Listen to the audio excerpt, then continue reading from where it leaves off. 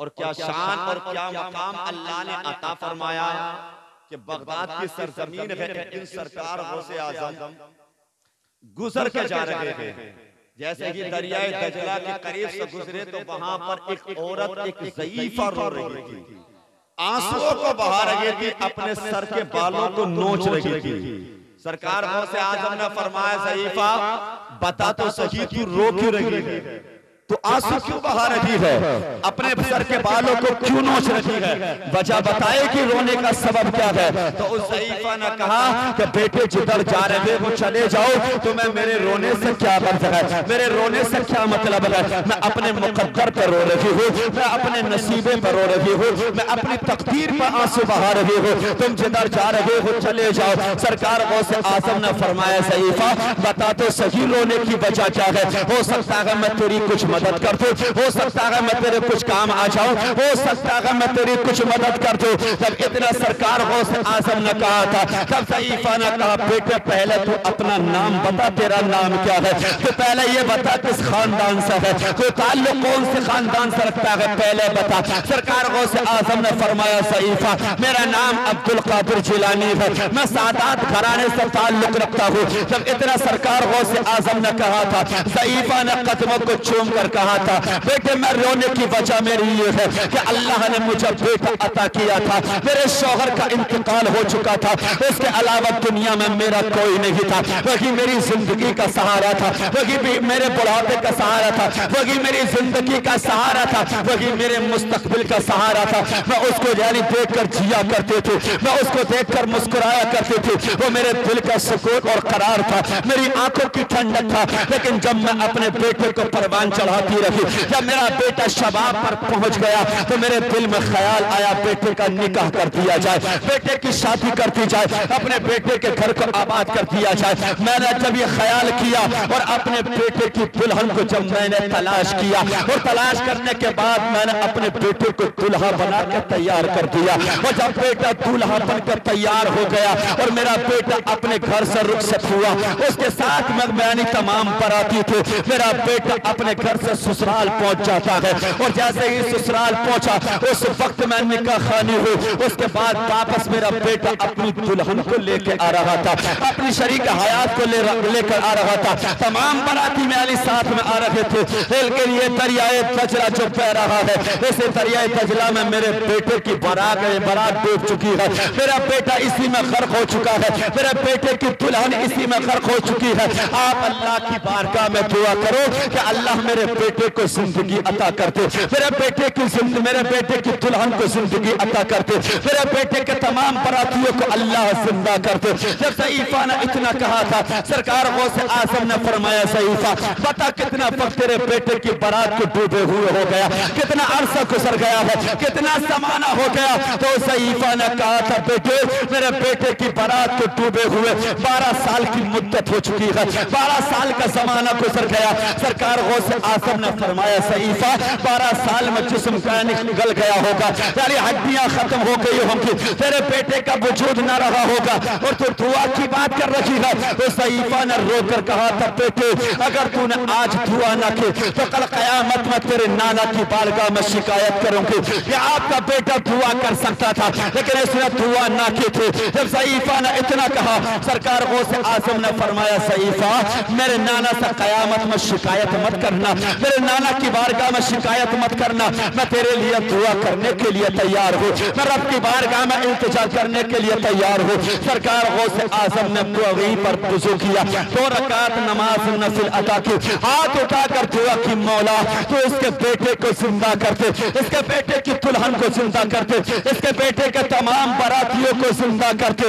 इतना जब सरकार गौसे आजम ने कहा था, अल्लाह ने दुआ को कबूल फरमाया, और जब दरियाए दजला की तरफ देखा था तो दरियाए दजला मौज को मारने लगा, और जब नजर उठा कर देखा तो सफेद दरिया में उसका बेटा नजर आ रहा था, उसके बेटे की दुल्हन नजर आ रहे थे, तमाम बराती नजर आ रहे थे। सरकार गौसे आजम ने फरमाया, ज़ईफा अपने बेटे का दीदार कर ले, अपने बेटे की दुल्हन का दीदार कर ले, अपने तमाम बरातियों को तो देख ले। तो ज़ईफा ने रोकर कहा था, बेटे जब मेरा बेटा दुल्हा बनकर गया था उस वक्त में मेरी आंखों में रोशनी थी, मेरी आंखों में बीनाई थी, मैं अपने बेटे का चेहरा देख रहे थे, लेकिन 12 साल की मुद्दत में रोते रोते मेरी आंखों की बीनाई जा चुकी है, मेरी आंखों की रोशनी जा चुकी है। आए बेटे अल्लाह की बारगाह में दुआ कर कि अल्लाह मेरी आंखों की बीनाई वापस करते, मेरी आंखों की रोशनी वापस लौटाते।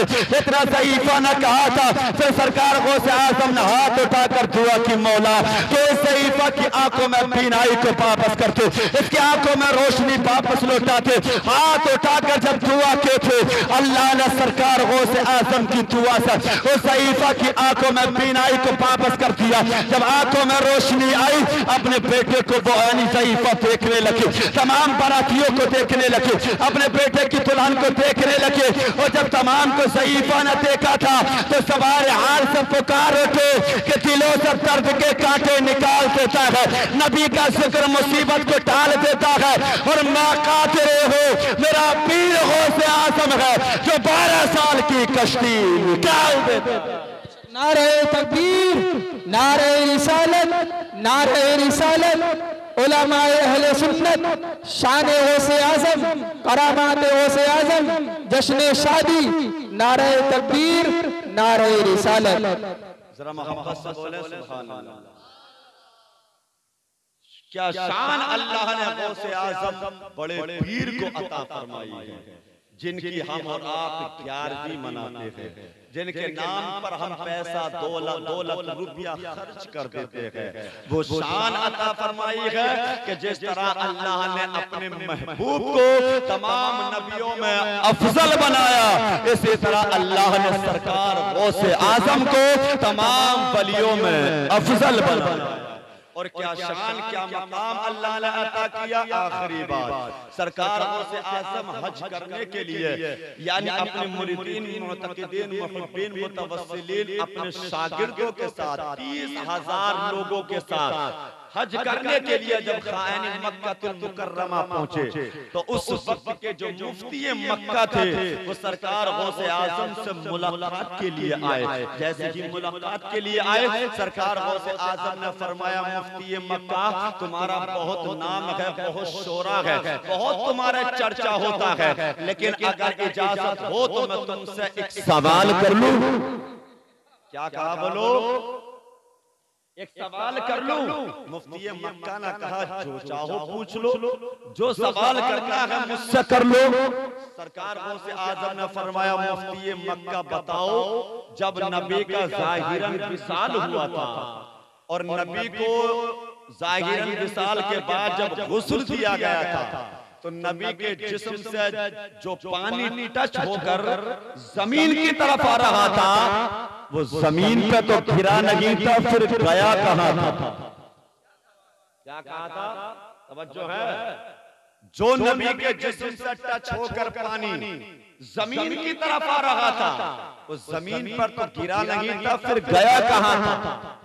जब इतना कहा, मुफ्ती मक्का हैरान और परेशान हो गए और हैरान और परेशान होकर कहा, मुझे थोड़ा वक्त दे दिया जाए ताकि मैं अपनी किताबों में जाकर तलाश कर लूं, ढूंढ लूं, अपने सारे लाइब्रेरी में जाकर तलाश कर लूं, और जब मिल जाएगा तो मैं तुम्हें आकर जवाब अता कर दूंगा, तुम्हें आकर मैं जवाब दे दूंगा। सरकार गौसे आज़म ने फरमाया, मुफ्ती मक्का जाओ, मैं तुम्हें इजाजत देता हूँ, जाओ तुम्हें वक्त देता हूँ, जाओ मैं तुम्हें टाइम देता हूँ, जाकर अपनी किताबों को तलाश करो, जाकर किताबों में ढूंढो, जाकर अपनी लाइब्रेरी की सारी किताबों का मुताला कर लो और मेरे सवाल का जवाब लाकर मुझे दे दो। जब इतना सरकार गौसे आज़म ने कहा, उसके बाद मुफ्ती मक्का वहां से चले और आने के बाद ही आने के अपनी सारी किताबों को पढ़ा, अपनी किताबों का मुताला किया, सारी लाइब्रेरी को यानी ढूंढ मारा, लेकिन सवाल का जवाब जब ना मिला तो मायूस हो गए। ईशा की नमाज को पढ़ा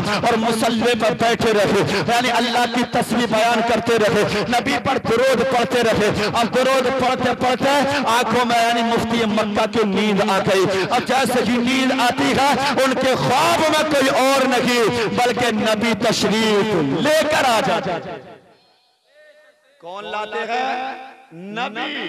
अब जब नबी तशरीफ लाए तो नबी ने फरमाया, मुफ्ती मक्का बताओगे किस लिए याद किया है मुझे? बताओगे किस लिए यानी पुकारा है मुझे? तो मुफ्ती मक्का ने अर्ज किया, आका आपके बेटे ने मुझसे एक सवाल किया है और उसका उनके सवाल का जवाब मैं दे नहीं पाया हूँ। मैंने सवाल के जवाब के लिए आपको बुलाया है। मुफ्ती मक्का कहते हैं कि जब नबी मेरे ख्वाब में आए थे तो नबी के बाजू में एक और थे जो सफेद लिबास में थे, जिनका चेहरा पहचानने में नहीं आ रहा था।